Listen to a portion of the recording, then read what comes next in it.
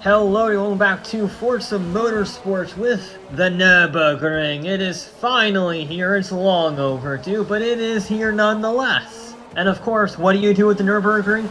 You test lap times. You get the best lap possible, usually in a road car unmodified, to brag to your manufacturer friends.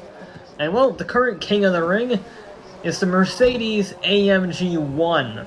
That did a 6 minute and 30 second 0.7 lap around the Nurburgring, which is 10 seconds faster than the previous Porsche 911 GT2 RS.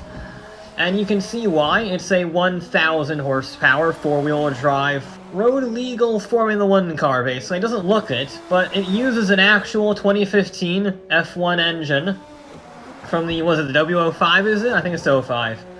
So it's no small feat getting this thing on the road, and 1,000 horsepower from 1.6 liters of displacement is incredible. And then, the fact that it's controllable, there's no understeer, there's no oversteer. Unlike the real-world one, which still has a lot of technical problems, the one in Forza works beautifully. It is a phenomenal to drive car. And that got me thinking, could I beat the Nurburgring lap record for a production car unmodified in Forza on the ring? And I figured, well, what better place to start than the car that has the record currently, the AMG 1.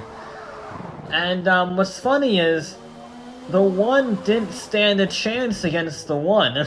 I mean, we're already in P class here, 912 PI. That is a huge starting PI. And I thought this would be pretty close. I honestly did not think it would beat it, but I thought it would be pretty darn close and I could work around from here. You know, better handling cars, more powerful cars, etc., etc. This was almost 13 seconds slower. A 6:43.2. Sure, that's a phenomenal time, but compared to the IRL time, it's embarrassingly slow. I don't know what's with this car. I got a pretty decent lap, all things considered. I know I'm not perfect at the ring. There's people that can do far better with far lower PI, but the ring is so complicated. I did my best. Basically, I did my best, and it was miles off the pace. I don't know how. Maybe it's not a perfect translation between real life and motorsport. Most likely, I know they say it's laser scanned, but I'm gonna have to doubt that one a little bit. Based off of precedents and similarities to other games. So maybe it's not a one-to-one recreation, or maybe the AMG is not as fast in the game as it is in real life, because Forza does have a history of struggling to translate computer controls into Forza. That's why the GTR is always so slow compared to its rivals. It's weird on this one. I thought this would be a lot faster, and yet, although a 6:43 is impressive, I was going to have to go back to the drawing board real fast.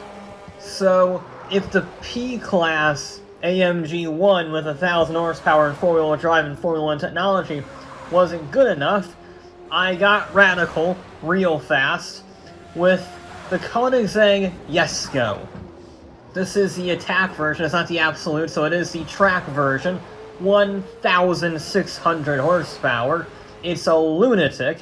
I know that the 1-to-1 from a few years ago was supposed to do a 6-minute 40 around the Nurburgring before they binned it like a fool. So I figured this would be pretty quick.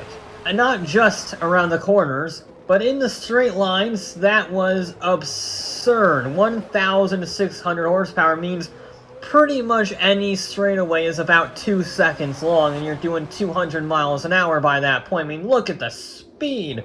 Compared to the one from earlier, it's absurd. But here's the thing. The one was all-wheel drive with 1,000 horsepower. This is 1,600 horsepower and rear-wheel drive.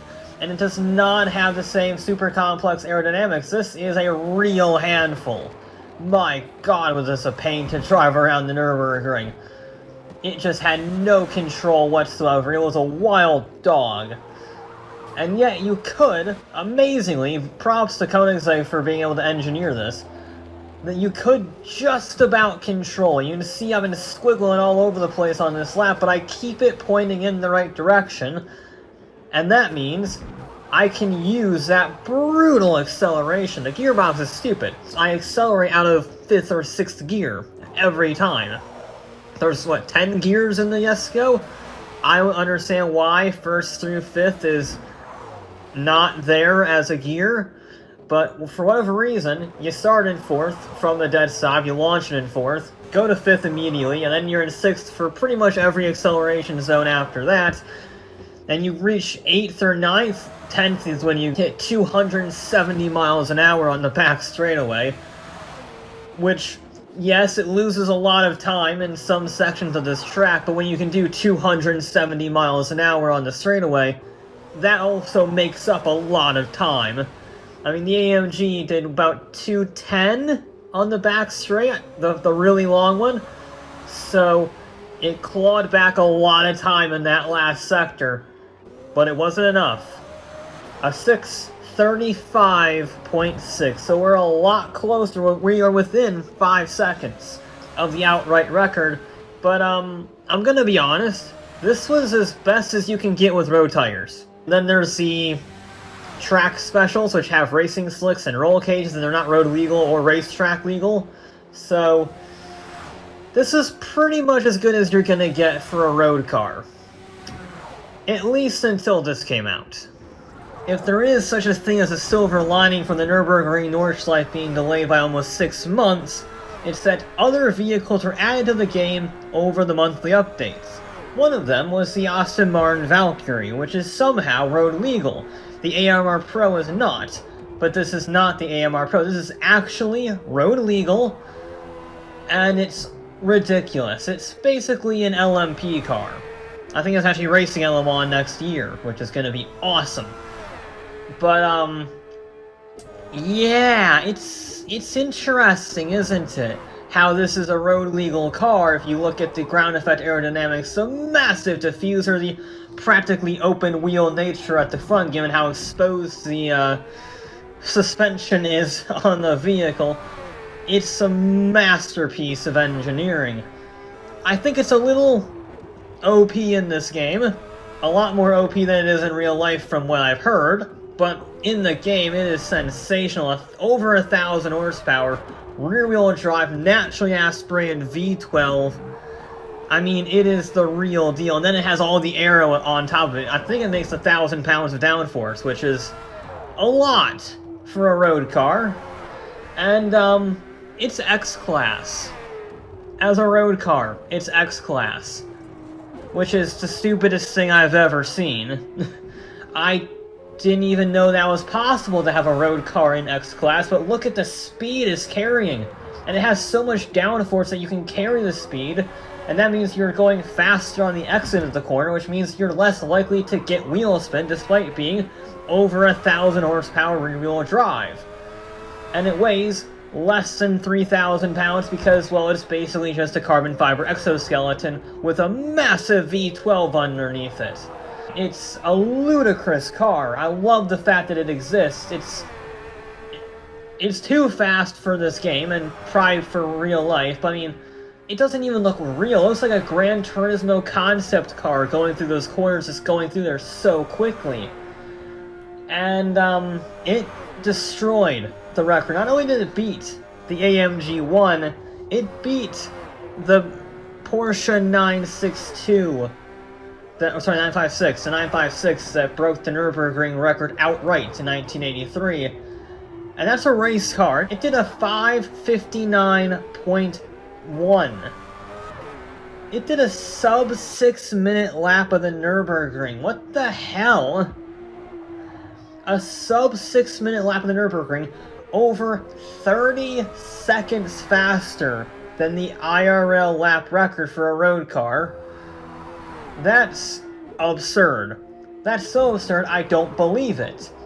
I checked the tune. It is stock. It is my car. You get one of those as part of the car pass, I think. I think it was the car pass you would unlock this with. Unlock by.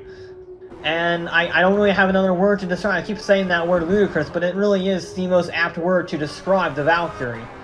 I don't know how it's road legal, and to be honest, it kind of diminishes this challenge a little bit. and future road car challenges, because when in doubt, just bring the Valkyrie. That's the fastest road car on the planet. So, considering this is basically an LMP car, vaguely disguised as a road car, could I beat the record with a modified road car that was actually a road car, and not whatever the hell spaceship Adrian Newey cooked up? After a little bit of deliberation, I decided to go with the Dodge Viper ACR from 2016, because the Viper is a lovely Grand Touring car, the GTC, a lovely murderous Grand Touring car, and this is a track version of said lovely murderous GT car. So, it's got the massive aero kit, 2,000 pounds of downforce without tuning. I could tune this however I want, I could upgrade it however I wanted.